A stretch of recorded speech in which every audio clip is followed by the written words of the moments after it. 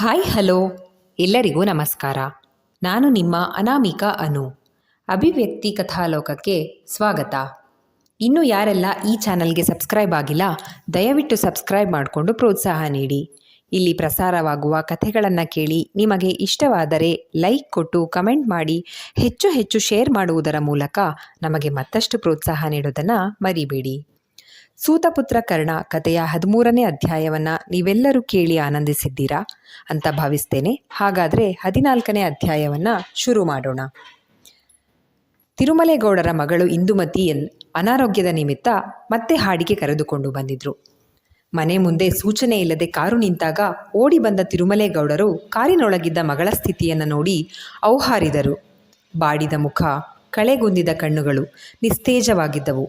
ಬಿಟ್ಟಿದ್ದ ಜ್ವರದ ಆಯಾಸದ ಜೊತೆ ಪ್ರಯಾಣದ ಆಯಾಸ ತೇಲುಗಣ್ಣು ಮಾಡಿದ್ದಳು ಇಂದುಮತಿ. ತಲೆ ಕೂದಲು ಕೆದರಿತ್ತು.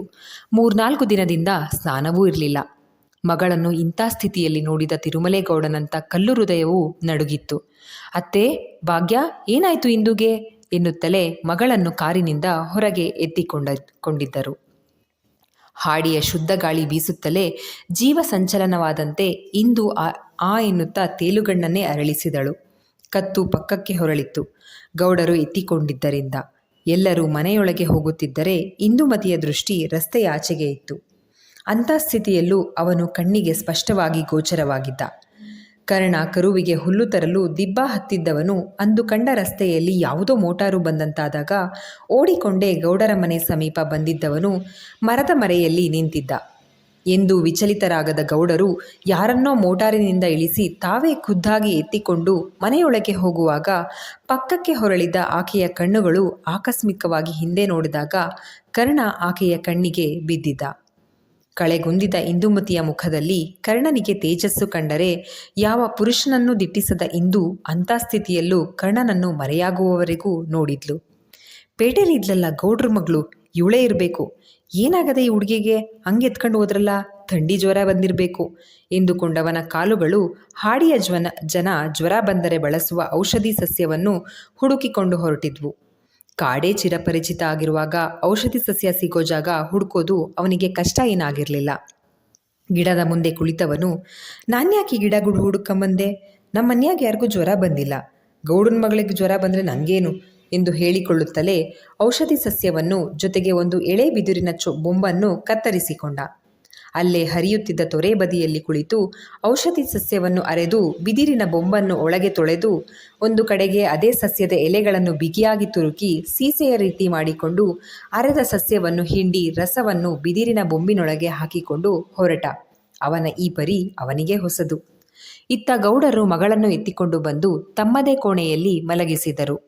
ಮಳೆಗಾಲದ ವನಸಿರಿಯಂತೆ ಕಂಗೊಳಿಸುತ್ತಿದ್ದ ಮಗಳು ಕಾಳ್ಗಿಚ್ಚಿಗೆ ಸಿಲುಕಿದ ಕಾಡಿನಂತೆ ಕಾಣುತ್ತಿದ್ದನ್ನು ಕಂಡು ಹೆತ್ತವರ ಎದೆ ಒಡೆದುಕೊಂಡಿತ್ತು. ಇದೇನಾಯಿತು ಅತ್ತೆ ಇಂದುಗೆ? ಆತಂಕದಿಂದಲೇ ಕೇಳಿದರು ಗೌಡರು. ಕೃಷ್ಣವೇಣಿಗೆ ಇಂದುಮತಿಯ ಸ್ಥಿತಿ ನೋಡಿ ಮಾತೇ ಬಾರದಷ್ಟು ಅತೀವ ದುಃಖದಿಂದ ಮಗಳ ಪಕ್ಕ ಕುಳಿತರು. ಅಣ್ಣ, ಅತ್ತಿಗೆ, ಗಾಬರಿ ಆಗುವಂಥದ್ದೇನಿಲ್ಲ. 4 ದಿನದಿಂದ ಜ್ವರ ಅಷ್ಟೇ, ಬಿಟ್ಟು ಬಿಟ್ಟು ಬರ್ತಾ ಇತ್ತು. ಪೇಟೆಯಲ್ಲಿ ಕಾಲ್ರ ಶುರುವಾಗಿದೆ. ಜ್ವರ ಬಂದಿರೋದ್ರಿಂದ ಬೇಗ ಕಾಲ್ರ ತಗಲುತ್ತೆ. ಸ್ಥಳ ಬದಲಾಯಿಸಿ ಬೇರೆ ಕಡೆ ಕರ್ಕೊಂಡು ಹೋಗಿ ಅಂದರು ವೈದ್ಯರು. ಹಾಗಾಗಿ ರಾತ್ರೋರಾತ್ರಿ ಕರ್ಕೊಂಡು ಬರಬೇಕಾಯ್ತು. ನಿಮಗೆ ವಿಷಯ ತಿಳಿಸಿ ಇಲ್ಲಿಂದ ಜೀಪು ಬಂದು ಬರೋ ಅಷ್ಟು ಸಮಯಾವಕಾಶ ಇರಲಿಲ್ಲ. ಅದಕ್ಕೆ MLA ಸಾಹೇಬ್ರ ಮನೆ ಹತ್ರ ಇವರು ಮತ್ತು ಶ್ರೀನಿವಾಸ ಹೋಗಿ ಅವರ ಸಹಾಯದಿಂದ ಕರ್ಕೊಂಡು ಬಂದರು ಎಂದು ಭಾಗ್ಯವತಿ ನಡೆದ ಘಟನೆಯನ್ನು ಸಂಕ್ಷಿಪ್ತವಾಗಿ ವಿವರಿಸಿದರು. ಶ್ರೀನಿವಾಸ MLA ಕಾರು ಚಾಲಕನನ್ನು ಒಳಗೆ ಕರೆದುಕೊಂಡು ಬಂದು, ಅಮ್ಮ, ಇವರಿಗೆ ಉಪಹಾರದ ವ್ಯವಸ್ಥೆ ಮಾಡ್ತೀಯಾ? ಸ್ವಲ್ಪ ಉಳಿಯಲ್ಲ, ಅವರು ಹೋಗ್ಬೇಕು ಎಂದ. ಹಾಂ ಬಂದೆ ಎಂದ ಕೃಷ್ಣವೇಣಿ ಎಲ್ಲರಿಗೂ ಕಾಫಿ ಅವಲಕ್ಕಿ ವ್ಯವಸ್ಥೆ ಮಾಡಿದ್ರು. ನಂಗೇನೂ ಆಗಿಲ್ಲ ಅಪ್ಪ. ಇಂದುಮತಿಯೇ ಕ್ಷೀಣ ಧ್ವನಿಯಲ್ಲಿ ತಂದೆಯನ್ನು ಸಂತೈಸುತ್ತಿದ್ದಳು. ಚಾಲಕ ಹೊರಟು ನಿಂತಾಗ 100ರ ನೋಟೊಂದನ್ನು ಕೊಟ್ಟ ಗೌಡರು, ಸಾಹುಕಾರ್ ಸಾಹೇಬ್ರಿಗೆ ತುಂಬ ಉಪಕಾರ ಆಯಿತು, ಧನ್ಯವಾದಗಳು ಅಂತ ಹೇಳು ಎಂದು ಸಂದೇಶ ರವಾನಿಸಿದರು. ಅಪ್ಪ ಅಮ್ಮ, ನಾನು ಇರೋ ಹಾಗಿಲ್ಲ, ಪೇಟೆಯಲ್ಲಿ ಮಾವ ಒಬ್ಬರೇ, ಇವ್ರ ಜೊತೆ ಹೊರಡ್ತೀನಿ ಎಂದ ಶ್ರೀನಿವಾಸ. ಸರಿ ಹೊರಡು, ಮನೆ ಕಡೆ ಜೋಪಾನ, 1-2 ದಿನ ಬಿಟ್ಟು ಬರ್ತೀನಿ ನಾನು ಎಂದು ತಿರುಮಲೇಗೌಡರು ಶ್ರೀನಿವಾಸನಿಗೆ ಹೇಳಿ ಕಳುಹಿಸಿಕೊಟ್ಟರು. ಅಮ್ಮ, ಭಾಗ್ಯ, ಹೇಳಿ ಸ್ನಾನ ಮಾಡ್ಕೊಳ್ಳಿ, ಊಟ ಮಾಡುವಿರಂತೆ, ನಾನು ಇಂದುನ ನೋಡ್ಕೋತೀನಿ ಎಂದರು ಕೃಷ್ಣವೇಣಿ. ಇಬ್ಬರು ಎದ್ದಾಗ 1 ನಿಮಿಷ ಎಂದರು ಗೌಡರು. ಅತ್ತೆಮ್ಮ, ಭಾಗ್ಯ, ನೋಡಿ, ಮನೆ ಹೆಂಗಸರು ಮನೆಯೊಳಗೆ ಇರಿ. ಪೇಟೆಯಲ್ಲಿ ಕಾಲ್ರ ಕಡಿಮೆ ಆಗೋವರೆಗೂ ಏನೂ ಅಭ್ಯಂತರ ಇಲ್ಲ. ಆದರೆ ಅನಾವಶ್ಯಕವಾಗಿ ಮನೆಯಿಂದ ಹೊರಗಡೆ ಬರಬೇಡಿ. ಇಲ್ಲಿ ಕೆಲಸಕ್ಕೆ ಬರೋರನ್ನ ಮಾತಾಡ್ಸೋದು ಮಾಡಬೇಡಿ. ಮನೆ ವಿಶಾಲವಾಗಿದೆ, ಒಳಗಡೆ ಇರಿ. ನಿಮಗೇನು ಬೇಕೋ ಕೇಳಿ, ತಂದ್ಕೊಡ್ತೀನಿ ನಾನು ಎಂದು ಗೌಡರು ಆದೇಶ ಮಾಡಿದರು. ಒಪ್ಪಿಕೊಂಡಂತೆ ತಲೆಯಾಡಿಸಿ ಇಬ್ಬರು ಹೋದರು. ಮಗಳು ಬರ್ತಿಲ್ಲ ಅಂತಿದ್ದಲ್ಲ, ಬಂದಿದ್ದಾಳೆ.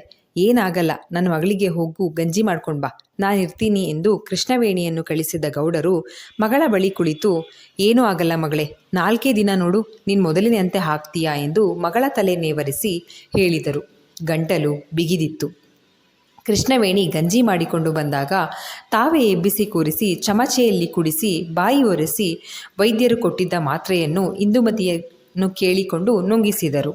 ಏನು ಕೃಷ್ಣ, ಮುಖ ನೋಡ್ಕೊಂಡು ನಿಂತೆ? ಅವರಿಬ್ಬರಿಗೂ ಕೋಣೆ ವ್ಯವಸ್ಥೆ ಮಾಡಿಸು, ಇಂದುಗೂ ಮತ್ತೊಂದು ಕೋಣೆ ವ್ಯವಸ್ಥೆ ಮಾಡಿಸು. ಈ ಕೋಣೆಯಲ್ಲಿ ಬೆಳಕಿನ ವ್ಯವಸ್ಥೆ ಕಡಿಮೆ ಎಂದು ಹೊರ ನಡೆದರು. ಹಾಡಿಯ ಜನ ಕೂಲಿಗೆ ಬರುವ ಸಮಯವಾಗಿದ್ದರಿಂದ. ಗೌಡರು ಅತ್ತ ಹೋಗುತ್ತಲೇ ಮಗಳ ಬಳಿ ಕುಳಿತ ಕೃಷ್ಣವೇಣಿ ಕಣ್ತುಂಬಿಕೊಂಡರು. ಅಮ್ಮ, ನನಗೆ ನಿನ್ನ ಜೊತೆ ಇರಬೇಕು ಅಂತ ತುಂಬ ಆಸೆ ಆಗಿತ್ತು. ಮೊನ್ನೆ ರಾಯರ ಮಠಕ್ಕೆ ಹೋದಾಗ ಹೆಜ್ಜೆ ನಮಸ್ಕಾರ ಮಾಡ್ತಾ ಅದನ್ನೇ ಬೇಡ್ಕೊಂಡಿದ್ದೆ. ನೋಡು, ರಾಯರು ಅಸ್ತು ಅಂದರು ಎಂದು ಇಂದುಮತಿ ಹೇಳಿದ್ಲು. ಈ ಸ್ಥಿತಿಲ ಮಗಳೇ ಅಮ್ಮನ ಜೊತೆ ಇರೋದು. ಇಲ್ಲಿ ಔಷಧಿ ಸಸ್ಯಗಳು ಇರ್ತಾವೆ, ನಿಮ್ಮ ಅಪ್ಪಂಗೆ ಹೇಳಿ ತರಿಸ್ತೀನಿ ಎಂದರು ಕೃಷ್ಣವೇಣಿ. ಅಮ್ಮನ ಮಡಿಲೆ ದೊಡ್ಡ ಔಷಧಿ ಕೇಂದ್ರ. ಅವಳ ಕೈ ತುತ್ತಲ್ಲಿ ಔಷಧಿ ಗುಣಗಳಿವೆ. ನೀನಿದೆಯಲ್ಲ ನನ್ನ ಜೊತೆ, ನಾನು ಹುಷಾರಾಗ್ತೀನಿ ಎಂದಳು ಇಂದುಮತಿ.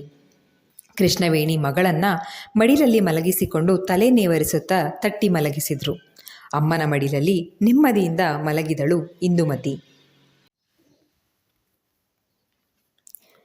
ಸ್ನಾನ ಪೂಜೆ ಮುಗಿಸಿ ಬಂದ ಅತ್ತೆ ಸೊಸೆ ತಾಯಿಯ ಮಡಿಲಲ್ಲಿ ಮಲಗಿದ್ದ ಇಂದುವನ್ನು ನೋಡಿ, ಇಂದು ಖಂಡಿತ ಬೇಗ ಹುಷಾರಾಗ್ತಾಳೆ ಕೃಷ್ಣ, ನಿನ್ನ ತುಂಬ ನೆನಪು ಮಾಡ್ಕೋತಿದ್ಲು ಎಂದರು ಸತ್ಯವತಿ. ಅದ್ಕೆ ಮಲಗಿದಾಳಲ್ಲ, ಮಲಗಿಸಿ, ಕಾಲು ನೋವು ಬರುತ್ತೆ ಎಂದು ಇಂದುವನ್ನು ಮಲಗಿಸಿ ಬಂದರು. ಇತ್ತ ತಿರುಮಲೇಗೌಡರು ಹಾಡಿ ಜನರನ್ನು ಅಂದಿನ ಕೆಲಸಗಳಿಗೆ ನಿಯೋಜಿಸಿ ಬೇರೆ ಕೆಲಸದ ಮೇಲೆ ಕಾರ್ಯನಿಮಿತ್ತ ಜೀಪು ತೆಗೆದುಕೊಂಡು ಹೋದರು. ಗೌಡರು ಹೋದ ಮೇಲೆ ಚೆನ್ನಯ್ಯ ಬಂದು ಇಂದುಮತಿಯ ಆರೋಗ್ಯವನ್ನು, ಸತ್ಯವತಿಯವರ ಯೋಗಕ್ಷೇಮವನ್ನು ವಿಚಾರಿಸಿ ಮಾತನಾಡಿಸಿಕೊಂಡು ಹೋದನು. ಆ ದಿನ ಕಲ್ಯಾಣಿಯ ಶಿಕ್ಷೆಯ ಅವಧಿ ಮುಗಿದಿದ್ದರಿಂದ ಕೆಲಸಕ್ಕೆ ಬಂದಿದ್ದಳು. ಕಾಫಿ ಗಿಡಗಳಿಗೆ ಗೊಬ್ಬರ ಹಾಕಲು ಹೇಳಿದ ಗೌಡ್ರು ಮತ್ತೆ ಮಗಳು ಬಂದಿರುವುದರಿಂದ ಮನೆ ಸುತ್ತಮುತ್ತ ಕಸ ಬಿದ್ದಿದ್ದರನ್ನು ಗುಡಿಸಿ ಸ್ವಚ್ಛ ಮಾಡೋದಕ್ಕೆ ಹೇಳಿದರು. ಮನೆಯ ಬಳಿಯೇ ಕೆಲಸ ಹೇಳಿ ಅದೃಷ್ಟವಶಾತ್ ಗೌಡರು ಜೀಪು ತೆಗೆದುಕೊಂಡು ಹೋದಾಗ ಸನ್ನಿವೇಶ ಕೂಡ ಕಲ್ಯಾಣಿಗೆ ಸಹಕರಿಸಿತ್ತು. ಅಸಲಿಗೆ ಕರ್ಣ ತಾನು ತಯಾರಿಸಿದ ಔಷಧಿ ರಸವನ್ನು ಕಲ್ಯಾಣಿ ಕೈನಲ್ಲಿ ಕೊಟ್ಟು ಹೇಗಾದರೂ ಗೌಡತಿಗೆ ತಲುಪಿಸುವಂತೆ ಬಿದುರಿನ ಬೊಂಬನ್ನು ಯಾರಿಗೂ ಕಳಿಸದಂತೆ ಸೊಂಟಕ್ಕೆ ಸಿಕ್ಕಿಸಿಕೊಂಡಿದ್ದಳು. ಗೌಡರು ಹೋದ ಬಳಿಕ ಚೆನ್ನಯ್ಯನು ಕೂಡ ಕಾಫಿ ತೋಟದ ಒಳಗೆ ಕೋಲಿಯವರ ಉಸ್ತುವಾರಿ ನೋಡಿಕೊಳ್ಳಲು ಹೋದಾಗ ಮನೆಯ ಬಳಿ ಉಳಿದದ್ದು ಕಲ್ಯಾಣಿ ಮಾತ್ರ. ಮನೆ ಸುತ್ತಮುತ್ತ ಗುಡಿಸುತ್ತಾ ಇರುವಾಗ ಕೃಷ್ಣವೇಣಿ ಹೊರಗೆ ಬಂದರು. ಇದೇ ಸುಸಮಯವೆಂದು, ಅಮ್ನೋರೇ, ತಪ್ಪು ತಿಳ್ಕೊಬೇಡಿ, ಕರ್ಣ ಹೇಳ್ತಾ ಇದ್ದ, ನಿಮ್ಮ ಮಗಳನ್ನ ಕರ್ಕೊಂಡು ಬಂದ್ರಾ? ಹುಷಾರಿಲ್ವಾ? ಅವ್ನು ಕಾಡುಳಿಗೆ ಹೋಗಿ ಔಷಧಿ ತಯಾರಿಸ್ಕೊಂಡು ಬಂದಿದ್ದಾನೆ, ನನ್ನ ಹತ್ರ ಕೊಟ್ಟು ಕಳಿಸಿದ, ತಗೊಳ್ಳಿ ಎಂದು ಸೊಂಟದಲ್ಲಿ ಸಿಕ್ಕಿಸಿಕೊಂಡಿದ್ದ ಬಿದಿರಿನ ಬೊಂಬನ್ನು ಕೊಟ್ಟಳು. ಒಳ್ಳೆ ಕೆಲಸ ಮಾಡಿದ್ದಾನೆ ಕರ್ಣ. ಮಗಳಿಗೆ ವಾರದಿಂದ ಜ್ವರ, ಪೇಟೆಯಲ್ಲಿ ಕಾಲ್ಡನು ಶುರುವಾಗ್ತಾ ಇದೆಯಂತೆ. ಅದಕ್ಕೆ ವೈದ್ಯರು ಸ್ಥಳ ಬದಲಾವಣೆ ಆಗಲಿ ಅಂತ ಬೇರೆ ಕಡೆ ಕರ್ಕೊಂಡು ಹೋಗಿ ಅಂತ ಕಳಿಸಿದ್ದಾರೆ. ಅಮ್ಮ ನಾದ್ನಿ ಕೂಡ ಬಂದಿದ್ದಾರೆ. ಆದರೆ ಕಲ್ಯಾಣಿ, ಯಾವುದೇ ಕಾರಣಕ್ಕೂ ಹಾಡಿಲಿ ನೀನು ಹೇಳಕ್ಕೆ ಹೋಗ್ಬೇಡ. ಗೌಡ್ರು ಹೇಗೆ ಅಂತ ನಿನಗೆ ಗೊತ್ತಲ್ವಾ? ಇವರು ಹಾಡಿ ಜನಗಳಿಗೆ ಮಗಳ ಪರಿಚಯನೇ ಮಾಡಿಸಿಲ್ಲ ಎಂದರು ಕೃಷ್ಣವೇಣಿ. ಇಲ್ಲ ಅಮ್ಮೋರೆ, ನಾನು ಯಾರಿಗೂ ಹೇಳಲ್ಲ. ಆದರೆ ಕರ್ಣ ಒಂದು ಕರ ಹಿಡ್ಕೊಂಡು ಬಂದಿದ್ದಾನೆ ಕಾಡಿಂದ. ಅದು ಹುಲ್ ತರೋಕೆ ಅಂತ ಬರುವಾಗ ಗೌಡ್ರು ಕೂಸನ್ನು ಎತ್ಕೊಂಡು ಹೋಗೋದನ್ನು ನೋಡಿದ್ನಂತೆ. ಅದಕ್ಕೆ ಹೋಗಿ ಥಂಡಿ ಜ್ವರ ಮಾಡೋ ಔಷಧಿನ ಮಾಡ್ಕೊಂಡು ಬಂದು ಗೌಡ್ತಿಗೆ ತಲುಪಿಸು ಅಂತ ಕೇಳ್ಕಂಡ. ಹೆಂಗೋ ಮನೆ ಹತ್ರನೇ ಕೆಲಸ ಹೇಳ್ತಿದ್ರು ಗೌಡ್ರು. ಹೋಗಿ ಒತ್ತು ಏರಿದ್ರೆ ಮದ್ದು ನಂಜಾಗತ್ತೆ. ಒಂದೇ ಸರ್ತಿ ಕುಡಿಸಿ, ನೀರೊಲೆಗೆ ಹಾಕ್ಬೇಡಿ. ಗೌಡ್ರಿಗೆ ಗೊತ್ತಾಗದ ಹಾಗೆ ಸಂಜೆ ನಾನು ಹೋಗುವಾಗ ಹೇಳಿ ಹೇಗಿದೆ ಕೂಸು ಅಂತ, ನಾಳಿಗೆ ಮತ್ತೆ ಮಾಡ್ಕೊಂಡು ಬರ್ತೀನಿ ಎಂದಳು ಕಲ್ಯಾಣಿ. ಗೌಡರಿಗೆ ತಿಳಿದರೆ ಎಂದು ಅವಳಿಗೆ ಭಯ. ಸರಿ ಎಂದು ಕೃಷ್ಣವೇಣಿ ಗೌಡತಿ ಮನೆ ಒಳಗೆ ಹೋಗಿ ಬೊಂಬಿನಲ್ಲಿದ್ದ ಔಷಧಿ ರಸವನ್ನು ಒಂದು ಲೋಟಕ್ಕೆ ಹಾಕಿ ಮಲಗಿದ್ದ ಇಂದುವನ್ನು ಎಬ್ಬಿಸಿ ಕುಡಿಸಿ ಬಾಯಿ ಕಹಿಯಾಗಿತ್ತೆಂದು ಬೆಲ್ಲದ ಚೂರನ್ನು ಕೊನೆಯಲ್ಲಿ ಕೊಟ್ಟವರು, ನಿಮ್ಮಪ್ಪಂಗೆ ಹೇಳಬೇಡ, ನಾನು ಈ ಔಷಧಿ ಕುಡಿಸಿದ್ದು ಎಂದು ಮಗಳಿಗೆ ಹೇಳಿದಾಗ ಇಂದು ತಲೆ ಆಡಿಸಿದ್ಲು. ಇತ್ತ ಕರ್ಣ ಹೊಳೆಯ ಬಳಿ ಕರುವಿಗೆ ಸ್ನಾನ ಮಾಡಿಸ್ತಾ, ಅಮ್ಮ ಔಷಧಿನ ಗೌಡ್ತಿ ಕೈಗೆ ಕೊಡೋಕಾಯ್ತಾ ಇಲ್ವಾ? ಗೌಡ್ರ ಮಗಳು ಹೇಗಿದ್ದಾಳೋ ಎಂದು ಪರಿಚಯವೇ ಇಲ್ಲದ ಇಂದುಮತಿಯ ಆರೋಗ್ಯದ ಬಗ್ಗೆ ಯೋಚಿಸುತ್ತಿದ್ದ. ಮನಸ್ಸಿನಲ್ಲಿ ಎಂದೂ ಇಲ್ಲದ ವ್ಯಾಕುಲತೆ. ತನ್ನವರಿಗೆ ಯಾರಿಗೂ ಏನೂ ಆದಂತೆ ಸಂಜೆಯವರೆಗೂ ಕಾಯಲೇಬೇಕು ಎಂದುಕೊಂಡೇ ಕರುವನ್ನು ನಿಧಾನವಾಗಿ ನಡೆಸಿಕೊಂಡು ಹಾಡಿಗೆ ಬಂದ. ವೈದ್ಯರು ಕೊಟ್ಟಿದ್ದ ಮಾತ್ರೆ, ಕಾಲರ ಬರದಂತೆ ಕೊಟ್ಟಿದ್ದ ಔಷಧಿ, ಕರ್ಣ ಮಾಡಿಕೊಟ್ಟಿದ್ದ ನಾಟಿ ಔಷಧಿ ಎಲ್ಲದರ ಪರಿಣಾಮವಾಗಿ ತೃಣ ಮಾತ್ರದಷ್ಟು ಇಂದುವಿನ ಆರೋಗ್ಯದಲ್ಲಿ ಸುಧಾರಣೆ ಕಂಡಿತ್ತು. ಮಧ್ಯಾಹ್ನದ ಸಮಯದಲ್ಲಿ ಬೆಳಗ್ಗೆ ಮಾಡಿದ್ದ ಅವಲಕ್ಕಿ ಮಿಕ್ಕಿದ್ರಿಂದ ಅದನ್ನೇ ಕಲ್ಯಾಣಿ ಕೊಟ್ಟು, ಜ್ವರ ಮತ್ತೇನೂ ಬಂದಿಲ್ಲ, ನಾಳೆನೂ ಮಾಡಿಸ್ಕೊಂಡು ಬಾ ಎಂದರು ಕೃಷ್ಣವೇಣಿ. ಅಂದು ಸಂಜೆ ಕಲ್ಯಾಣಿ ಕೆಲಸದಿಂದ ಬರುವುದನ್ನೇ ಕಾದು ಕುಳಿತಿದ್ದ ಕರ್ಣ ಅವಳು ಬಂದು ಔಷಧಿ ಹೇಗೆ ಕೆಲಸ ಮಾಡಿದೆ ಎಂದು ಹೇಳುವವರೆಗೂ ಸಮಾಧಾನವಿರಲಿಲ್ಲ. ಮನೆಯ ಮುಂದೆ ಅತ್ತಿಂದಿತ್ತ ತಿರುಗಾಡುತ್ತಾ ಸೂರ್ಯ ಮುಳುಗುವುದನ್ನೇ ಕಾಯುತ್ತಿದ್ದ. ಅಂತೂ ಕೊನೆಗೆ ಕರ್ಣ ಕಾಯುತ್ತಿದ್ದ ಸಮಯ ಬಂದಂತೆ ಕಲ್ಯಾಣಿ ಆ ದಿನದ ಕೂಲಿ ಮುಗಿಸಿಕೊಂಡು ದಿಬ್ಬ ಹತ್ತಿ ಬರುವುದನ್ನು ನೋಡಿ ತಾನೇ ದಿಬ್ಬದ ಕಡೆಗೆ ಓಡ್ದ. ಇದ್ಯಾಕೂಸೆ ಹಿಂಗೋಡು ಬರ್ತಾ ಇದ್ಯಾ ಎಂದಳು ಕಲ್ಯಾಣಿ. ನಿಂಗೆ ಬೆಳಗ್ಗೆ ಔಷಧಿ ಕೊಟ್ಟು ಕಳಿಸಿದ್ನಲ್ಲ, ಗೌಡ್ತಿ ಕೈ ಕೊಟ್ಟ? ಗೌಡ್ತಿ ಮಗಳು ಹೇಗಿದ್ದಾಳೆ ಈಗ ಎಂದ ಕರ್ಣ. ಯವಿ ಗೌಡ್ರ ಮಗಳು ಆರೋಗ್ಯದ ಬಗ್ಗೆ ಎಷ್ಟು ಕಾಳಜಿ ಮಾಡ್ತದೆ ನನ್ನ ಕೂಸು. ನೀನು ಕೊಟ್ಟಿದ್ದ ಔಷಧಿನ ಗೌಡ್ತಿ ಕೈ ಕೊಟ್ಟೆ, ತುಂಬ ಸಂತೋಷಪಟ್ಟರು. ಗೌಡ್ರು ಹೆಂಗೋ ಇವತ್ತು ಮನೆಯಾಗಿರಲಿಲ್ಲ, ಅನುಕೂಲ ಆಯಿತು. ಜ್ವರ ಬಂದಿರಲಿಲ್ಲ ಮಧ್ಯಾಹ್ನದವರೆಗೂ, ಅದಕ್ಕೆ ಗೌಡ್ತಿ ನಾಳೆನೂ ಮಾಡಿಸ್ಕೊಂಡು ಬಾ ಅಂತ ಹೇಳಿದ್ದಾರೆ ಎಂದಳು ಕಲ್ಯಾಣಿ. ಹೌದಾ, ಒಳ್ಳೇದಾಯಿತು, ಮಾಡಿಕೊಡ್ತೀನಿ ಎಂದು ಸಮಾಧಾನದ ನಿಟ್ಟುಸಿರು ಬಿಟ್ಟಿದ್ದ. ಆದರೆ ಇದೇ ನಿಟ್ಟುಸಿರು ಮುಂದೆ ಉಸಿರು ಕಟ್ಟಿಸುವ ಪರಿಸ್ಥಿತಿ ತರುತ್ತದೆ ಎಂದು ಕರ್ಣನಿಗೆ ಆ ಕ್ಷಣಕ್ಕೆ ಅರ್ಥ ಆಗಿರಲಿಲ್ಲ. ಜೊತೆಗೆ ಮಗ ಯಾರೇ ಕಾಯಿಲೆ ಬಿದ್ದರೂ ಹೀಗೆ ಪ್ರತಿಕ್ರಿಯಿಸುತ್ತಾನೆ ಎಂದು ಅವನ ಪರೋಪಕಾರಿ ಗುಣ ಎಂದುಕೊಂಡಳು ಕಲ್ಯಾಣಿ. ಇಂದು ಆದ ಕಕ್ಕುಲಾತಿ ಮುಂದೊಂದು ದಿನ ನಮಗೆ ಸಂಕಟ ತರುತ್ತದೆ ಎಂಬುದು ಅವಳಿಗೂ ತಿಳಿಯಲಿಲ್ಲ. ತಾಯಿ ಮಗ ಇಬ್ಬರು ಮಾತನಾಡಿಕೊಂಡು ನಡೆದುಕೊಂಡು ಹೋಗ್ತಿದ್ರೆ ಹಿಂದಿನಿಂದ ಬಂದ ಸೇವಂತಿ ಕರ್ಣನ ಕೊರಳಿಗೆ ಜೋತು ಬಿದ್ದಿದ್ಲು. ಏ ಬಿಡೆ, ಎಸ್ಸರ್ತಿ ಹೇಳ್ಬೇಕು ನಿನಗೆ, ದೂರ ಇರು ಅಂತ ಕರ್ಣ ಗದರಿದ. ನೀನು ಬೈಯೋ ಅಂಥದ್ದು ನಾನೇನು ಮಾಡಿದೆ? ನಮ್ಮವ್ವ ಸರಿ ಹೋಗಿದ್ದಾಳೆ, ಇವಾಗ ನೋಡ್ತಾ ಇರು, ಅವಳೇ ಬಂದು ನನ್ನ ಮಗಳನ್ನ ಮದುವೆ ಮಾಡ್ಕೊ ಅಂತ ಕೇಳ್ತಾಳೆ. ಅತ್ತೆ ಸಿಡ್ಲು ಮಾರಿ ಜಾತ್ರೆಗೆ ನಂಗೆ ಬಳೆ ಕೊಡಿಸು ಎಂದು ಆಸೆಯಿಂದ ಕೇಳಿದಳು ಸೇವಂತಿ. ಕಲ್ಯಾಣಿಯನ್ನು ಕೊಡಿಸು ಎಂದು ಕೇಳಿದರೂ ಅದು ಕರ್ಣನನ್ನು ಕೇಳಿದಂತಿತ್ತು. ಚೆನ್ನಯ್ಯ ಈ ವಾರ ಸಂತೆಗೆ ಹಾಡಿ ಗಂಡಸ್ರನ್ನ ಹೆಂಗಸ್ರನ್ನ ಕರ್ಕೊಂಡು ಹೋಗ್ತಾನಲ್ಲ, ಅವಾಗ ತಂದ್ಕೊಡ್ತೀನಿ ತಗೋ ಎಂದಳು ಕಲ್ಯಾಣಿ. ಅತ್ತೆ, ಬಳೆ ತರೋದು ನೀನೇ ಆಗಿದ್ರು ಹಾಕೋದು ಮಾತ್ರ ನಿನ್ನ ಮಗನೇ ಆಗಿರಬೇಕು, ಈಗಲೇ ಹೇಳಿರ್ತೀನಿ ಎಂದಳು ಸೇವಂತಿ. ನಾನು ಯಾಕೆ ನಿಂಗೆ ಬಳೆ ಹಾಕ್ಲಿ? ಇಂಥವೆಲ್ಲ ಕನಸಿಟ್ಕೋಬೇಡ. ನಿಮ್ಮವ್ವ ಮಾಡಿರೋ ಮರ್ಯಾದೆನ ಸಾಕು ನನಗೆ, ತಲೆ ಮೇಲೆ ಅವಮಾನದ ಕಿರೀಟ ಭಾರ ಆಗಿದೆ ಎಂದ ಕರ್ಣ. ನಮ್ಮವ್ವನ ಮೊದಲನೇ ಸರತಿ ಅಂದಿರೋ ಹಾಗೆ ಆಡ್ತೀಯಲ್ಲ, ಈ ಹಾಡಿಲಿ ಇನ್ಯಾರು ಅಂದೇ ಇಲ್ವಾ? ಬಿಟ್ಟಾಕು ಎಂದಳು ಸೇವಂತಿ. ನೀನು ಹೇಳ್ದಷ್ಟು ಸುಲಭ ಅಲ್ಲ ಅನ್ಸ್ಕೊಂಡಿರೋ ಮಾತನ್ನು ಮರೆಯೋದಕ್ಕೆ ಎಂದ ಕರ್ಣ ಸೇವಂತಿ ಹೆಗಲ ಮೇಲೆ ಹಾಕಿದ್ದ ಕೈಯನ್ನು ಕಿತ್ತೆಸೆದು ಬರಬರನೆ ಮನೆ ಕಡೆ ಹೆಜ್ಜೆ ಹಾಕಿದ್ದ. ಸೇವಂತಿ, ಅವನು ಹೆಂಗೆ ಅಂತ ಗೊತ್ತಲ್ವಾ? ಮತ್ತ್ಯಾಕಿಷ್ಟು ಆತ್ರ ಮಾಡ್ತೀಯಾ? ಸ್ವಲ್ಪ ದಿನ ಸಮಾಧಾನವಾಗಿರು ಎಂದಳು ಕಲ್ಯಾಣಿ. ನೀನೆಲ್ಲಿ ಬಿಟ್ಕೊಡ್ತೀಯ ನಿನ್ನ ಕೂಸನ್ನ? ನಿನ್ನ ಮಗ ಮಾಡೋದೆಲ್ಲ ಸರಿಯೇ ಎಂದ ಸೇವಂತಿ ತನ್ನ ಮನೆ ಕಡೆ ನಡೆದಳು. ಮಗನ ಮನಸ್ಸಿಗಾಗಿರುವ ಗಾಯದ ಆಳ ತಿಳಿತಿದ್ದ ಕಲ್ಯಾಣಿ ಮುನ್ನಡೆದಳು. ಹಾಡಿಯ ಜನರಿಗೆಲ್ಲ ಕೂಲಿ ಕೊಟ್ಟು ಆ ದಿನದ ಲೆಕ್ಕಾಚಾರ ನೋಡಿ ನಂತರ ಮನೆಯಲ್ಲಿ ಮಗಳು ಇದ್ದಾಳೆ, ನೋಡ್ಕೊಂಡು ಕೆಲಸಗಳು ನಡೆಯಲಿ ಎಂದು ಚೆನ್ನಯ್ಯನಿಗೆ ಮುಂಜಾಗ್ರತೆ ಹೇಳಿ ಗೌಡರು ಮನೆಯೊಳಗೆ ಬಂದರು. ಮಾಮೂಲಿಯಾಗಿ ಈ ಸಮಯದಲ್ಲಿ ಪೇಟೆಯಿಂದ ತಂದಿದ್ದ ಮದ್ಯದ ಬಾಟಲಿ ಜೊತೆ ಅವರ ಸ್ನೇಹ ಇರುತ್ತಿತ್ತು. ಆದರೆ ಇಂದು ಮಗಳು ಮನೆಯಲ್ಲಿರೋ ಕಾರಣ ಮೊದಲು ಮಗಳನ್ನು ಮಾತನಾಡಿಸಿ ಅವಳು ಮಲಗಿದ ಮೇಲೆ ತಮ್ಮ ದಿನಚರಿ ಮುಂದುವರಿಸೋಣ ಎಂದುಕೊಂಡಿದ್ದರು. ಕೋಣೆಯಲ್ಲಿ ಮಲಗಿದ್ದ ಇಂದುಮತಿಯ ಬಳಿ ಬಂದು, ಹೇಗಿದೆಯಾ ಮಗಳೇ, ಈಗ ಮತ್ತೇನಾದರೂ ಜ್ವರ ಬಂದಿತ್ತಾ ಎಂದರು. ಗೌಡರು ಕೋಣೆಯೊಳಗೆ ಬರುತ್ತಲೇ ಇಂದುಮತಿಯ ಜೊತೆ ಕುಳಿತಿದ್ದ ಅತ್ತೆ ಸೊಸೆ ಇಬ್ಬರು ಹೊರ ನಡೆದರು. ಅಪ್ಪಯ್ಯ, ಜ್ವರ ಏನೂ ಬಂದಿಲ್ಲ, ಸುಸ್ತಿದೆ, ನಾನು ಎದ್ದು ಕೂರ್ತೀನೋ ಇಲ್ವೋ ಅನಿಸ್ತಿದೆ ಅಂದಾಗ, ಹಂಗೆಲ್ಲ ದಿಗ್ಲು ಪಟ್ಕೋಬೇಡ ಮಗಳೇ, ತಾಜಾ ಹಣ್ಣು, ತರಕಾರಿ, ಸೊಪ್ಪು, ಮೊಟ್ಟೆ, ಮಾಂಸ, ಬೆಣ್ಣೆ, ತುಪ್ಪ ಎಲ್ಲ ಚೆನ್ನಾಗಿ ತಿಂದರೆ ಬೇಗ ಹುಷಾರಾಗಿ ಮೊದಲಿನಂತೆ ಆಗ್ತೀಯ. ಸದ್ಯ ಜ್ವರ ಬಂದಿಲ್ವಲ್ಲ, ಅದೇ ಸಂತೋಷ ಎಂದರು ಗೌಡರು. ಅಮ್ಮ ಹೇಳಿದ ಮಾತುಗಳು ನೆನಪಿನಲ್ಲಿ ಇದ್ದಿದ್ದರಿಂದ ಡಾಕ್ಟ್ರು ತುಂಬ ಒಳ್ಳೆ ಮಾತ್ರೆ ಟಾಣಿಕ್ಕು ಎಲ್ಲ ಕೊಟ್ಟಿದ್ರು. ಸ್ಥಳ ಬೇರೆ ಬದಲಾಯ್ತಲ್ಲ, ಹಾಗಾಗಿ ಜ್ವರ ಬಂದಿಲ್ಲ ಅನ್ಸುತ್ತೆ ಅಪ್ಪಯ್ಯ. ಕಾಲೇಜಿಗೆ ರಜಾ ಹೇಳಿರಲಿಲ್ಲ.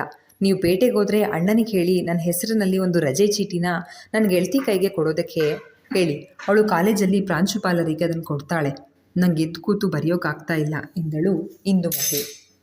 ಬರೆಯೋತ್ತಾನೆ, ನಮ್ಮ ಲೆಕ್ಕ ಚೆನ್ನಯ್ಯ ತುಂಬ ಗುಂಡಾಗಿ ಅಕ್ಷರಗಳನ್ನು ಬರೀತಾನೆ, ಕರಿತೀನಿ, ಬರೆದುಕೊಡ್ತಾನೆ. ನೀನು ಸಹಿ ಮಾಡು, ನಾನು ನಾಳೆ ಪೇಟೆಗೆ ಹೋಗಬೇಕು, ತಗೊಂಡು ಹೋಗಿ ಶ್ರೀನಿವಾಸನ ಕೈಲಿ ಕೊಡ್ತೀನಿ ಎಂದರು ತಿರುಮಲೇಗೌಡರು. ನೀವು ಪೇಟೆಗೆ ಹೋದರೆ ಅಪ್ಪಯ್ಯ, ನಾನು ಕೆಲವು ಪುಸ್ತಕಗಳನ್ನು ತಗೊಂಡು ಬನ್ನಿ, ಹೀಗೆ ಮಲಗಿದ್ದಲ್ಲೇ ಮಲಗಿ ಸುಮ್ಮನೆ ಇರೋದಕ್ಕೆ ನನಗೆ ಬೇಸರ. ಚೀಟಿಲಿ ಬರ್ಕೊಡ್ತೀನಿ, ಅಣ್ಣನಿಗೆ ಕೊಡಿ, ನನ್ನ ಕೋಣೆಲಿದ್ದಾವೆ, ಕೊಡ್ತಾನೆ ಎಂದಳು ಇಂದುಮತಿ. ಮೊದಲೇ ಜ್ವರಕ್ಕೆ ಕಣ್ಣೆಲ್ಲ ಒಳಗೋಗಿದ್ದಾವೆ, ಮತ್ತೆ ಓದಿದ್ರೆ ಕಣ್ಣು ಬರಲ್ವಾ, ವಿಶ್ರಾಂತಿ ತಗೊಳವ್ವಾ ಎಂದರು ಗೌಡರು ಮಗಳ ಮೇಲಿನ ಪ್ರೀತಿಯಿಂದ. ಹೌದಪ್ಪಯ್ಯ, ನೀವು ಅಮ್ಮ ಇಬ್ಬರು ಜೊತೆಲೂ ಇದ್ದೀರಲ್ವಾ, ಇದೇ ನಂಗೆ ಮದ್ದು, ನಾನು ಬೇಗ ಗುಣ ಆಗ್ತೀನಿ ಎಂದಳು ಇಂದುಮತಿ. ಪೇಟೆಯಲ್ಲಿ ಕಾಲ್ರ ಶುರುವಾಗಿದೆಯಂತೆ, ನೀನು ಸದ್ಯಕ್ಕೆ ಕಾಲೇಜು ಅಂತ ಹೋಗೋಕ್ಕಾಗಲ್ಲ, ರಜೆನ 1-2 ತಿಂಗಳು ಅಂತಾನೇ ಬರಿ, ಅದಕ್ಕೆ ಬೇಕಾಗಿರೋ ಪತ್ರನ ನಾನು ಡಾಕ್ಟ್ರು ತಾವು ಬರೆಸ್ತೀನಿ ಎಂದ ಗೌಡರು ತಾವೇ ಖುದ್ದಾಗಿದ್ದು ಹೋಗಿ ಹೊರಗೆ ಕುಳಿತಿದ್ದ ಚೆನ್ನಯ್ಯನನ್ನು ಕರೆದುಕೊಂಡು ಬಂದರು. ಚೆನ್ನಯ್ಯ ಮಂಚದ ಬಳಿ ನಿಂತುಕೊಂಡು ಇಂದುಮತಿ ಹೇಳಿದಂತೆ ಬರೆದು ಕೊನೆಯಲ್ಲಿ ಅವಳ ಸಹಿ ಹಾಕಿಸಿದರು. ನಂತರ ಇನ್ನೊಂದು ಚೀಟಿಯಲ್ಲಿ ಪೇಟೆಯಿಂದ ಇಂದುಮತಿಗೆ ತರಬೇಕಾದ ಅಗತ್ಯ ವಸ್ತುಗಳ ಪುಸ್ತಕಗಳ ಪಟ್ಟಿ ಮಾಡಿಸ್ಕೊಂಡ್ರು. ಅಷ್ಟರಲ್ಲಿ ಕೃಷ್ಣವೇಣಿ ಪಥ್ಯದ ಆಹಾರವೆಂದು ಬಿಸಿ ಅನ್ನ, ತೊಗರಿಬೇಳೆ ಕಟ್ಟಿನ ಸಾರು, ಮೇಲೆ ತುಪ್ಪ ಹಾಕಿಕೊಂಡು ಹಪ್ಪಳದಲ್ಲಿ ಕೆಂಡದಲ್ಲಿ ಹಪ್ಪಳವನ್ನು ಸುಟ್ಟುಕೊಂಡು ತಂದರು. ಬರೀ ಗಂಜಿ ಕುಡ್ಕೊಂಡಿದ್ರೆ ನೀನು ಬೇಗ ಎದ್ದೇಳಲ್ಲ, ಅದಕ್ಕೆ ಕಟ್ಟಿನ ಸಾರು ಮಾಡ್ಕೊಂಡು ಬಂದಿದ್ದೀನಿ ಎಂದು ತಾವೇ ಕಲಸಿ ಮಗಳಿಗೆ ತುತ್ತಿಟ್ಟರು. ಗೌಡರು ಕೂಡ ಮಗಳಿಗೆ 4 ತುತ್ತು ತಿನ್ನಿಸಿದಾಗ ತಂದೆ ತಾಯಿಯ ಇಬ್ಬರ ಕೈಯಿಂದ ಕೈ ತುತ್ತಿನಲ್ಲಿ ಇಂದುಮತಿ ಹೊಟ್ಟೆ ತುಂಬ ಊಟ ಮಾಡಿದ್ಲು. ನಂತರ ಮಾತ್ರೆ ಕೊಟ್ಟು ಮಲ್ಗಿ ನಿದ್ರೆ ಮಾಡು ಎಂದು ಹೇಳಿ ಗೌಡರು ಹೊರಬಂದರು. ಗೌಡರು ಹೋದ ಮೇಲೆ, ಅಮ್ಮ ಮಧ್ಯಾಹ್ನ ಮಲಗಿದ್ನಲ್ವಾ, ನಿದ್ರೆ ಬರ್ತಾ ಇಲ್ಲ, ನಿನ್ನ ಜೊತೆ ಸ್ವಲ್ಪ ಹೊತ್ತು ಕೂತ್ಕೋ, ನಿನ್ನ ಜೊತೆ ಮಾತಾಡ್ತಾ ಹಾಗೆ ಮಲಗ್ತೀನಿ ಎಂದವಳ ಮಾತಿನಲ್ಲಿ ತಾಯಿಯ ಸಾಮೀಪ್ಯವನ್ನು ಎಷ್ಟೊಂದು ಬಯಸ್ತಿದ್ದಾಳೆ ಎನ್ನೋದು ಅರಿವಾಗಿತ್ತು. ಅಮ್ಮ ಮಗಳು ಮಾತಿಗೆ ಕುಳಿತಾಗ ಇಂದುಮತಿ ತನ್ನ ಕಾಲೇಜಿನ ಟೈಪಿಸ್ಟ್ ಕ್ಲಾಸಿನ ಒಂದಷ್ಟು ವಿಷಯಗಳನ್ನು ಹೇಳಿ ನಗಿಸ್ತಾ ಇದ್ಲು. ಕೃಷ್ಣವೇಣಿ ಕೂಡ ಹಾಡಿಯಲ್ಲಿ ಯಾರೊಬ್ಬರು ಸ್ನೇಹಿತೆಯರು ಆತ್ಮೀಯರು ಇಲ್ಲದೆ ಒಂದು ರೀತಿ ಬಂಗಾರದ ಪಂಜರದಲ್ಲಿ ಬಂಧಿಸಿಟ್ಟ ಹಕ್ಕಿಯಂತೆ ಆಗಿದ್ರು. ಈಗ ಮಗಳು ಅಮ್ಮ ಅತ್ತಿಗೆ ಬಂದಿದ್ದರಿಂದ ಅವರಿಗೂ ಹೊಸ ಹುರುಪು ಬಂದಂತಾಗಿ ಮಾತನಾಡಲು 4 ಜೀವಗಳು ಸಿಕ್ಕಂತಾಗಿತ್ತು. ಮಗಳ ಜೊತೆ ಮನಸ್ಫೂರ್ತಿಯಾಗಿ ಮಾತನಾಡಿ ನಕ್ಕು ಅವಳನ್ನು ಮಲಗಿಸಿದ ಮೇಲೆ ಹೊದಿಸಿ ಬಾಗಿಲನ್ನು ಅರ್ಧ ಮುಂದಕ್ಕೆ ಎಳೆದುಕೊಂಡು ಬಂದರು. ಅತ್ತೆ ಸೊಸೆ ಇಬ್ಬರು ಅಡುಗೆ ಮನೆಯಲ್ಲಿ ಕುಳಿತಿದ್ದರು. ಕೃಷ್ಣ, ಇಷ್ಟು ದೊಡ್ಡ ಮನೆ, ಮಾತಾಡೋಕ್ಕೊಂದು ಪ್ರಾಣಿನೂ ಇಲ್ಲ, ಹೋಗಲಿ ಪೇಟೆನ TV ರೇಡಿಯೋ ಏನಾದರೂ ಇದೆ ಬೇಸರ ಕಳೆಯೋಕೆ ಅನ್ನೋದಕ್ಕೆ ಏನೂ ಇಲ್ಲ, ಅದು ಹೇಗಿದೆಯೋ ಈ ಕಾಡಲ್ಲಿ, ನಿಜವಾಗ್ಲೂ ನಿನ್ನ ಸಹಿಷ್ಣುತೆಗೆ ಕೈ ಮುಗಿಬೇಕು ಎಂದರು ಸತ್ಯವತಿ. ಮತ್ತೇನು ಮಾಡಲಿ ಅಮ್ಮ, ಗಂಡ ಎಲ್ಲಿರ್ತಾನೋ ನಾನು ಅಲ್ಲೇ ಇರ್ತೀನಿ ಎಂದು ಗಂಡನ ಮನೆ ವನವಾಸಕ್ಕೆ ಹೋದ ಸೀತಾಮಾತೆ ಮಕ್ಕಳಲ್ವಾ ನಾವು. ನನ್ನ ಗಂಡ ಇಲ್ಲಿರುವಾಗ ನಾನು ಇಲ್ಲಿರೋದೇ ಸತಿ ಧರ್ಮ ಅಲ್ವಾ. ಕೆಲಸದವರು ಎಲ್ಲ ಬರ್ತಿರ್ತಾರೆ, ಇಡೀ ದಿನ ಮನೆ ಕೆಲಸಗಳಲ್ಲೇ ದಿನ ಮುಗ್ದು ಹೋಗುತ್ತೆ. ನಿಮಗಿದಿನ್ನೂ ಮೊದಲನೇ ದಿನ ಅಲ್ವಾ, ಅದಕ್ಕೆ ಹಾಗನ್ನಿಸ್ತಾ ಇದೆ. ಆದರೆ ನನಗೆ ಅಭ್ಯಾಸ ಆಗೋಗಿದೆ. ಈ ಊರಲ್ಲಿ ಅಥವಾ ಪೇಟೆಯಲ್ಲಿ ಅಕ್ಕಪಕ್ಕ ಜನರ ಜೊತೆ ಜಗಳ ಮಾಡಿಕೊಂಡು ಚೌಕಾಸಿ ಮಾಡ್ಕೊಂಡಿರೋದಕ್ಕೆ ಹೋಲಿಸಿದ್ರೆ ನಾನಿಲ್ಲಿ ನೆಮ್ಮದಿಯಾಗಿದ್ದೀನಿ. ಮಕ್ಕಳು ನೀವೆಲ್ಲ ದೂರ ಇದ್ದೀರಾ ಅನ್ನೋದೊಂದೇ ಕೊರತೆ, ಅದು ಬಿಟ್ಟರೆ ನನಗಿಲ್ಲಿ ಯಾವ ಕೊರತೆಯೂ ಇಲ್ಲ. ಮಕ್ಕಳು ಇಲ್ಲಿದ್ದಿದ್ರೆ ಕಾಲೇಜಿಗೆ ಹೋಗೋ ಸಮಯಕ್ಕೆ ತಿಂಡಿ ತಯಾರಾಗಬೇಕು, ಕಾಲೇಜಿಂದ ಬರೋ ಸಮಯಕ್ಕೆ ಸಂಜೆ ಉಪಹಾರ ತಯಾರಿಸಬೇಕು, ಇಷ್ಟೆಲ್ಲ ಕೆಲಸಗಳಿರೋದು. ಆದರೆ ಅದಕ್ಕೆ ಅದನ್ನೆಲ್ಲ ನೀವು ವಹಿಸ್ಕೊಂಡು ನನಗೆ ಅರ್ಧ ಬಿಡು ಕೊಟ್ಟಿದ್ದೀರಾ. ಈಗ ನೋಡಿ, ನಾವಿಬ್ಬರು ಮನೆ ಕೆಲಸದವರು ಇಷ್ಟು ಜನಗಳಿಗೆ ಅಡುಗೆ ಮನೆ ಕೆಲಸ ಮಾಡಿಕೊಂಡು ನಾನು ಆರಾಮಾಗಿದ್ದೀನಿ, ಯಾವುದೇ ಅವಸರ ಇಲ್ಲ ಎಂದರು ಕೃಷ್ಣವೇಣಿ ತಮ್ಮೊಳಗೆ ಕಾಡುವ ಒಂಟಿತನವನ್ನು ಮುಚ್ಚಿ ಹಾಕುತ್ತಾ. ನೀನು ಬಿಡು, ಗಂಡನ ಜೊತೆ ಚಿತೆ ಇರಬೇಕು ಅಂದರೂ ಹೋಗ್ಬಿಡ್ತೀಯ. ಹೋಗಿ ನೋಡು, ಅಳಿಯಂದ್ರು ಊಟಕ್ಕೆ ಬರ್ತಾರೇನೋ, ಅಲ್ಲಾದರೆ ಭಾಸ್ಕರ ನಾವು ಎಲ್ಲ ಒಟ್ಟಿಗೆ ಕೂತು ಊಟ ಮಾಡ್ತಾ ಇದ್ವಿ, ಇಲ್ಲಿ ಹಾಗೆ ಮಾಡೋಕ್ಕಾಗಲ್ಲ ಎಂದರು ಸತ್ಯವತಿ. ಅವ್ರು ಊಟಕ್ಕೆ ಬರೋದು ತಡ ಆಗತ್ತೆ ಅಮ್ಮ, ಆವಾಗಲೇ ಹೇಳಿದ್ರು, ನೀವೇನು ಅವ್ರಿಗೋಸ್ಕರ ಕಾಯಬೇಡಿ, ಊಟ ಮಾಡಿ ಮಲಗಿ, ಅವ್ರು ಬಂದಮೇಲೆ ಬಡಿಸ್ತೀನಿ ನಾನು ಎಂದರು ಕೃಷ್ಣವೇಣಿ. ನೀವು ನಮ್ಮ ಜೊತೆ ಕೂತ್ಕೊಳ್ಳಿ ಅಕ್ಕ, ಅಣ್ಣ ಬಂದಮೇಲೆ ಬಡಿಸಿದ್ರೆ ಆಯಿತು ಎಂದಳು ಭಾಗ್ಯವತಿ. ತಿರುಮಲೇಗೌಡು ಇದಕ್ಕೆಲ್ಲ ತಕರಾರು ಮಾಡಿದವರಲ್ಲ, ಹಾಗಾಗಿ ಮೂವರು ಜೊತೆಯಲ್ಲೇ ಕುಳಿತು ಮಾತನಾಡುತ್ತಾ ಊಟ ಮಾಡಿದ್ರು. ಇಷ್ಟು ದಿನ ಹೊಟ್ಟೆ ಹಸಿವಿಗೆ ಊಟ ಮಾಡುತ್ತಿದ್ದ ಕೃಷ್ಣವೇಣಿಗೆ ಇಂದು ತನ್ನವರ ಜೊತೆ ಕುಳಿತು ಊಟ ಮಾಡಿದ್ದು ಸಂತೋಷವಾಗಿತ್ತು. ಊಟದ ನಂತರ ಇಬ್ಬರಿಗೂ ಕೋಣೆಯಲ್ಲಿ ಹಾಸಿಗೆ ಸರಿ ಮಾಡಿಕೊಡಲು ಕೃಷ್ಣವೇಣಿ ಹೋದರೆ, ಅಕ್ಕ ನಾವೇನು ಅತಿಥಿಗಳ, ನಾನು ಮಾಡ್ಕೊಡ್ತೀನಿ ಬಿಡಿ ಎಂದಳು ಭಾಗ್ಯವತಿ. ಈ ಮನೆಗೆ ಅತಿಥಿಗಳು ಅಂತ ಬರೋದು ಕನಸಿನ ಮಾತೆ ಎಂದು ಮನಸ್ಸಿನಲ್ಲಿ ಹೇಳಿಕೊಂಡು, ಮಲ್ಕೊಳ್ಳಿ, ಇಂದು ನಾನು ನೋಡ್ಕೋತೀನಿ ಎಂದು ಹೇಳಿ ಹೊರಗೆ ಬಂದರು ಕೃಷ್ಣವೇಣಿ. ಇಲ್ಲಿಗೆ ಈ ಸಂಚಿಕೆ ಮುಕ್ತಾಯವಾಯಿತು. ಈ ಸಂಚಿಕೆ ನಿಮ್ಮೆಲ್ಲರಿಗೂ ಇಷ್ಟವಾಗಿದೆ ಅಂತ ಭಾವಿಸ್ತೇನೆ. ದಯವಿಟ್ಟು ನಿಮ್ಮ ಅನಿಸಿಕೆ ಅಭಿಪ್ರಾಯಗಳನ್ನು ಕಮೆಂಟ್ ಸೆಕ್ಷನ್ನಲ್ಲಿ ಹಂಚ್ಕೊಳ್ಳೋದನ್ನು ಮರಿಬೇಡಿ. ಧನ್ಯವಾದಗಳು.